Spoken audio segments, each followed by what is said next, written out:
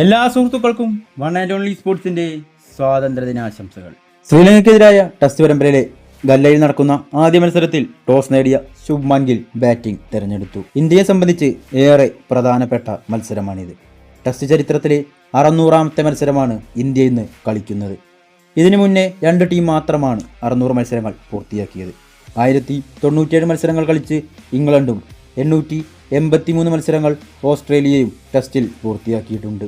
ശ്രീലങ്കയ്ക്കെതിരായ ഇന്നത്തെ മത്സരത്തോടെ ഇന്ത്യയും 600 മത്സരങ്ങളുടെ റെക്കോർഡിൽ ഇടം പിടിച്ചു.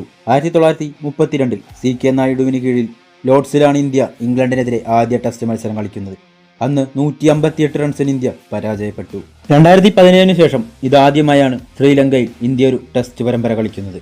വേൾഡ് ടെസ്റ്റ് ചാമ്പ്യൻഷിപ്പ് ഫൈനൽ പ്രതീക്ഷകൾ നിലനിർത്താൻ ഇരു ടീമുകൾക്കും ഈ പരമ്പര ഏറെ നിർണായകമാണ്. WTCയുടെ പോയിന്റ് പട്ടികയിൽ ഇന്ത്യ 5ാം സ്ഥാനത്തും ശ്രീലങ്ക 6ാം സ്ഥാനത്തുമാണുള്ളത്. ശ്രീലങ്കയെ ഈ പരമ്പരയിൽ തകർത്ത് വേൾഡ് ടെസ്റ്റ് ചാമ്പ്യൻഷിപ്പിന് യോഗ്യത നേടാൻ ഇന്ത്യക്കാകുമോ?